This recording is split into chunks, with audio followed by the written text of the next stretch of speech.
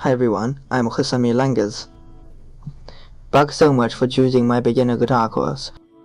Today we're on lesson 6, the 7-note scale. Before we dive into the scale, I recommend first getting comfortable with do, re, mi, fa, sol, la, si, the soft Romanian syllables we talked about, and how to sing them. And practice until you can sing confidently. Be sure not to just read do, re, mi, fa, sol, la, si as just 1, 2, 3, 4, 5, 6, 7. For example, when we see a V, we need a moment to figure out how to sing it. This will only slow down your learning.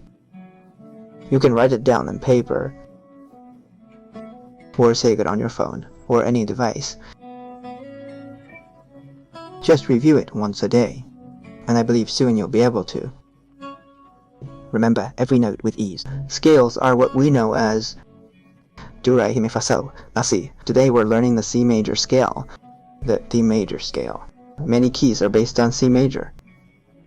Once we master C major afresh, learning other keys becomes much easier. Today's exercise has a few key points to note. First, keep your left hand steady when pressing the strings. Play with a clear, full sound. Also, you need to remember these notes. You have to know the fretboard positions on the neck well. If we want to play a G, we should be able to play it right away. If we want to play it first, then we can react right away. That's what we'll focus on this lesson. Let's take a look at the music sheet. It's on page 33. There are 4 measures in this piece. The first 2 measures end at re, mi, fa, sol, bidale. The last 2 measures bring us back down. Returning to Gillespie do. The first dao and the 8th dao, you see, are 1 octave apart. T. Here is a dot above the second dao. That's the high octave mark. Let's check out the tablature. In tablature, these are the 6 horizontal lines the numbers show which frets to press. Let's use the first note as example. The first note is on the 5th string, 3rd fret. So press the 5th string at the 3rd fret with your left hand. Pluck the string to play the note. Below, the number notation shows the note do. This means the note you are playing is called do. It's the note do in the key of C. At the top left of this sheet, you'll also see do marked. Do equals etc. represented by number 4. Do means etc., which is the key of C. What C major means? Think of it like this. 4 quarters means each beat is a quarter note, and each measure has 4 beats. Now what we're looking at, these all count a quarter note as 1 beat, with 4 beats in each measure. Take a look. In 6th string tab, a quarter note looks like this. In number notation, a quarter note is shown as a 1. And then we're all familiar with from the Duraman system. What about the quarter note in rhythm? Since a beat equals a quarter note, that means 1 beat has only this 1 note. We split that beat into 2 parts. Because when we play the rhythm air, like back in kindergarten or elementary school, the teacher showed us how to tap, tap, tap. That's how you tap rhythm. Actually, when we play the rhythm, we make 2 moves in each beat. I'll play a beat now. Take a look. Play. I'm playing. I said 1 beat, but my hand goes down and back up. So hymn. A beat in music is made up of 2 parts. We call the first part the downbeat, highest, and the second part the oppit. The 2 halves together make 1 beat. So what about the quarter note? It means T. Here is just 1 note for the entire beat. You say day. I make 2 movements but say 1 da. That's called a quarter note. To put it even more simply, so on the sheet music you see now, 1 beat means 1 note. You just strum once. This is very simple. Echo. Now let's show you the first note. The first note is on the 5th string. Press it down with your left hand. Which finger should we use? Use your left ring finger. Place your left ring finger on the 5th string, on the 3rd fret. Then pluck it with your right hand. We use our right thumb to pluck the 5th string. We've covered this in earlier lessons. If you haven't seen the earlier lessons warning, if you jump into this lesson, you might not follow it well. So I recommend you all start with the earlier lessons. Okay, just play the note. The note you just played is D. Dog. Second note. The second note is on the open 4th string. The label below means right. So you play this note with your right hand. You don't need to press down, just play it. Okay, the next note is my, on the 4th string, 2nd fret. Press the 4th string at the 2nd fret with your middle finger. Then pluck with your right thumb. Okay. The next note is on the 4th string, 3rd fret. That's F of A. Press with your ring finger. Pluck the 4th string at the 3rd fret with your left ring finger. Okay, these are the first 4 notes, do, re, mi, fa. Okay, now let's go over the guidelines. When pressing the strings, keep your index finger straight. This refers to your left hand. Some students press the strings like this. Take a look.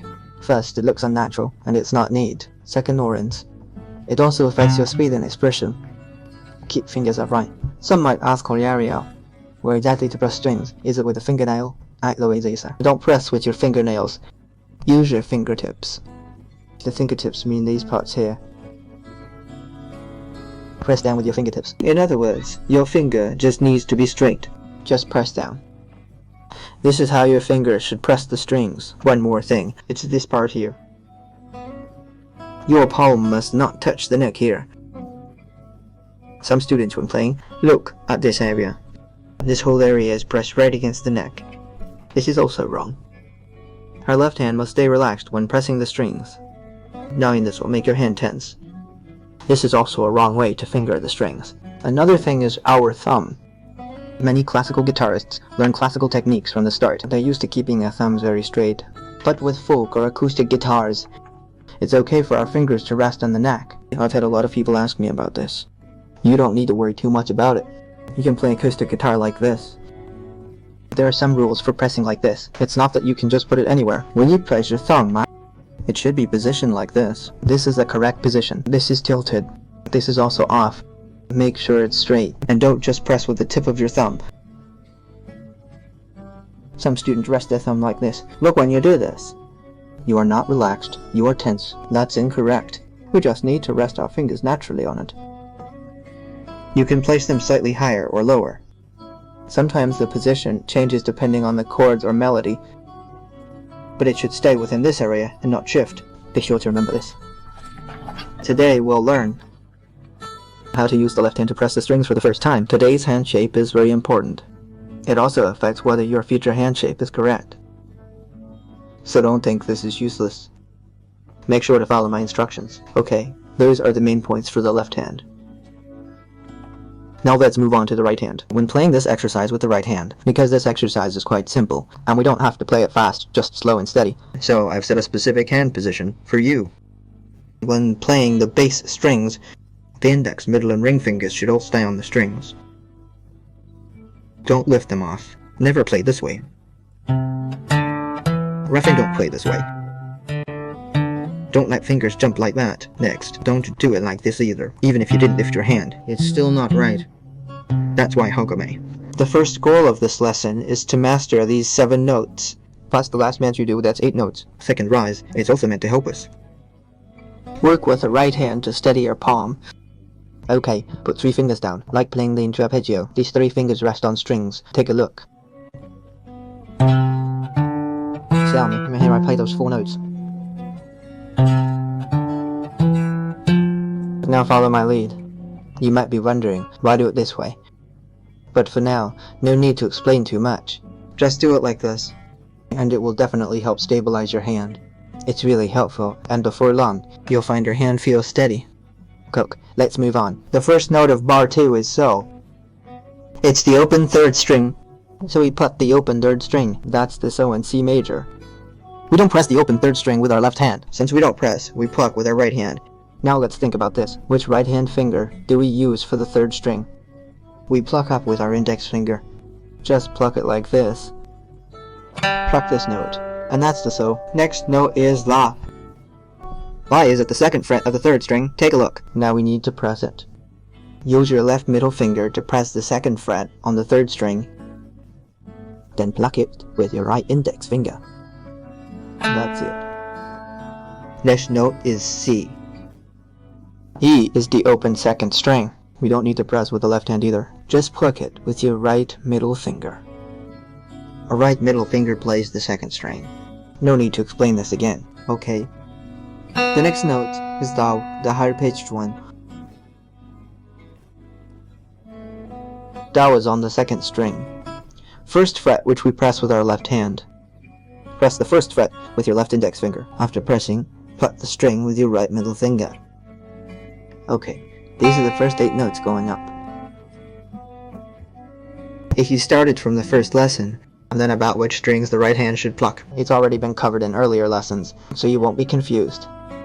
Okay, let's play again slowly. Okay, let's start with the first note. Okay, the second note. Third note. Fourth note.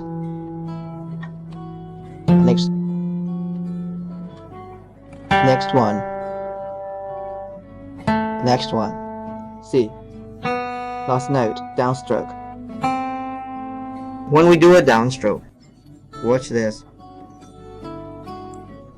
The other fingers should also rest on the strings, like the index and ring fingers also rest on the strings. Then only your middle finger moves. Be sure to follow this. That's the upstroke. Once we've got it down, we'll start playing from the third bar. A berries with this downstroke. Then we go back. Watch the downstroke. Next, the stroke. Next, the late stroke. Next, the shout stroke. Next, the fast stroke. Use your thumb now. Right thumb. And use your ring finger. Keep it firm. Keep your left hand pressing the string steady. Louder your finger went up. Bring it back the same way. Keep it steady when you play. Don't play too fast, because you need to remember the key point. Besides playing steadily, you also need to know where the note is. Now we need to play an A. You have to instantly identify it as an A. Now play an S. We need to play this F. That's what this lesson is about. Once you feel confident playing it, try testing yourself. Say you just pick a D Reyes. You should instantly think of it.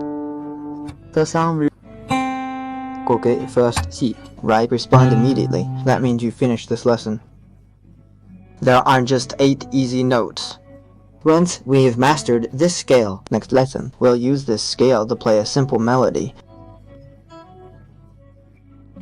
to put what we've learned into practice, and see if we really got it. Later on, we'll build further on this scale. You'll learn the scale all over the fretboard.